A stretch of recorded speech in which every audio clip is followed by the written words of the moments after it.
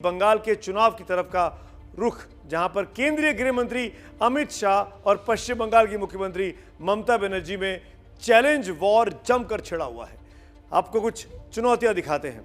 अपनी पार्टी के इन दोनों दिग्गजों पर चुनौतियों के वार पलटवार किए जा रहे हैं, जिसमें एक अहम मुद्दा है, ममता सिर्फ नंदीग्राम से चुनाव लड़ती हैं या नहीं लड़ती हैं। दूसरा मुद्दा है चैलेंज वॉर का कि ममता के भतीजे बनाम अमित शाह के बेटे का। और तीसरा मुद्दा है जय श्री राम के नारे का। तो गृह मंत्री अमित शाह आज भी बंगाल में ही थे। उन्होंने कुछ चुनौतियां ममता बनर्जी की तरफ उछाली, तो उसके जवाब में अमित शाह के सामने कुछ चैलेंज ममता दीदी ने भी पेश कर दिए।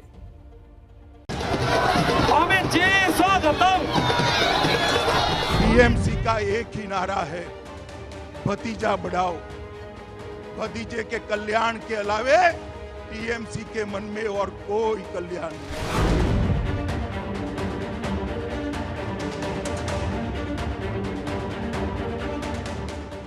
बीजेपी की उम्मीदों की ये साइकिल क्या मुख्यमंत्री के दफ्तर तक पहुंचेगी, जहां से पश्चिम बंगाल की हुकूमत चलती है?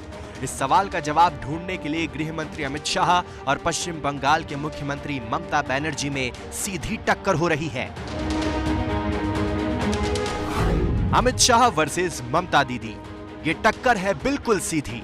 शाह और दीदी के इस चैलेंज वार में पहला चैलेंज चुनाव लड़ने को लेकर है, क्योंकि ममता भवानीपुर की अपनी परंपरागत सीट के साथ ही नंदीग्राम से भी लड़ रही हैं और शाह की चुनौती है कि दम है तो सिर्फ नंदीग्राम से लड़कर दिखाएं दीदी। इतना विश्वास है तो दो जगह से नहीं लड़ना चाहिए, मगर मैं उनको कंपेल नहीं कर सकता। आयु में भी मुझसे बड़ी है, अनुभव में भी बड़ी है, मगर जनता को ये दिखाना है कि मेरी पार्टी जीतने वाली है और मैं आज भी पॉपुलर हूं, तो एक ही सीट पर से लड़ना चाहिए और नंदीग्राम से लड़ना चाहिए, क्योंकि वो बोल गई है। नंदीग्राम वो जगह है जहां टाटा के खिलाफ किसानों के आंदोलन को आधार बनाकर ममता ने लेफ्ट के 34 साल पुराने सत्ता के दुर्ग को गिरा दिया था।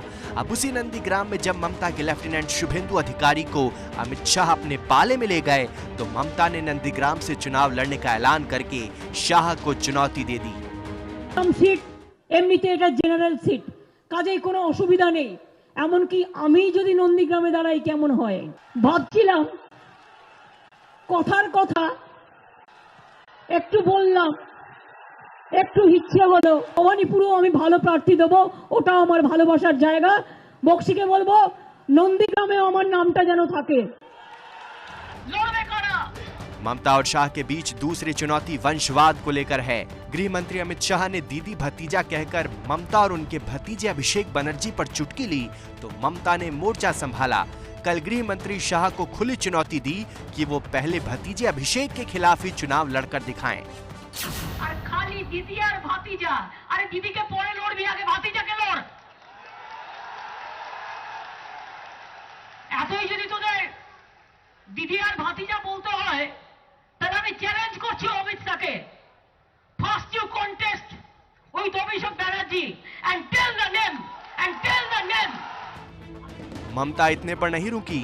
अमित शाह ने ममता पर वंशवाद का आरोप लगाया, तो ममता ने नहले पर दहला ये कहकर फेंका कि अमित शाह के बेटे जय शाह बीसीसीआई के सचिव कैसे बन गए। शाह और ममता के बीच तीसरा चैलेंज वार जय श्री राम को लेकर है, जिसकी शुरुआत 23 जनवरी को नेताजी सुभाष चंद्र बोस के जयंती कार्यक्रम से हुई। उस सभा में ममता बोलने के लिए उठी, तो कुछ लोगों ने जय श्री राम का नारा दे दिया। इस पर ममता ने विरोध में भाषण नहीं दिया। लेकिन किसी को आमंत्रण करके, निमंत्रित करके उसको बेइज्जत करना ये आपको शोभा नहीं देता है। मैं फिर आप लोगों को कहेंगे, यही on protest of that I am not telling anything. जय हिंद, जय बांग्ला। अगर मुझे ये मालूम नहीं पड़ता कि हम तो नारा लगवाते हैं, लोग लगाते हैं, अब तो स्थिति आई है कि लोग लगाते हैं, हमें साथ में लगाना पड़ता है। मगर तृणमूल कांग्रेस को इससे डर क्यों लग रहा है? इससे परेशानी क्या है भैया? जय श्री राम। उसके बाद बीजेपी ने जय श्री राम के नारे को ही एक बड़ा मुद्दा बना दिया। ये बंगाल के अंदर माहौल ऐसा कर दिया कि जय श्री राम बोलना माने गुनाह है। अरे बनता दीदी, बंगाल में जय श्री राम नहीं बोलना जाएगा तो कहां पाकिस्तान में बोला जाएगा क्या? मैं आपको वादा कराता हूं, चुनाव समाप्त होते ममता दीदी भी जय श्री राम बोलती हो जाएगी, आप चिंता मत करिए। वैसे इन सारी चुनौतियों के मूल में वो चुनौती है जिससे ममता जूझ रही हैं। आखिर वो जीत की हैट्रिक लगा पाएंगी या नहीं? तो आपने देखा किस तरीके से ममता बनर्जी और अमित शाह में इस वक्त बेहद दिलचस्प चैलेंज वॉर छिड़ गया है। लेकिन इससे ज्यादा ये जंग टीएमसी और बीजेपी के लिए है। दोनों पार्टियां, उनके टॉप के नेता ये चुनाव जीतने के लिए एड़ी चोटी का जोर लगा रहे हैं। इसमें इनके सामने कुछ चुनौतियां हैं और कुछ मुश्किलें भी हैं। जहां टीएमसी को 10 साल तक सत्ता के कारण एंटी इनकम्बेंसी का सामना करना पड़ सकता है, वहीं बीजेपी के सामने डीजल और पेट्रोल के दाम और किसानों के प्रोटेस्ट का मुद्दा एक अहम चुनौती है।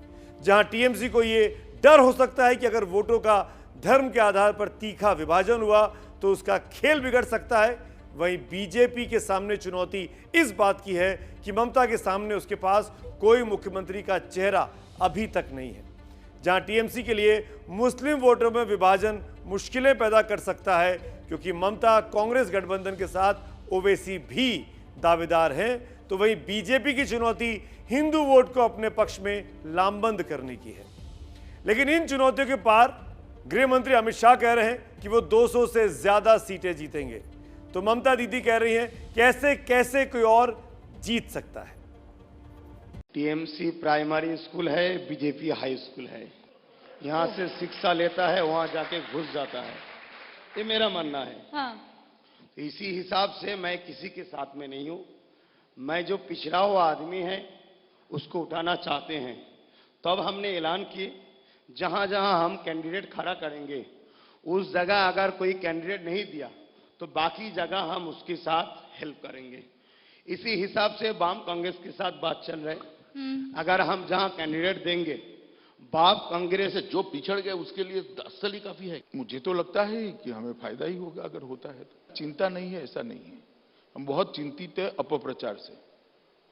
अब सालों से अपप्रचार चल रहा है, धीरे धीरे हम पर भी भरोसा करें।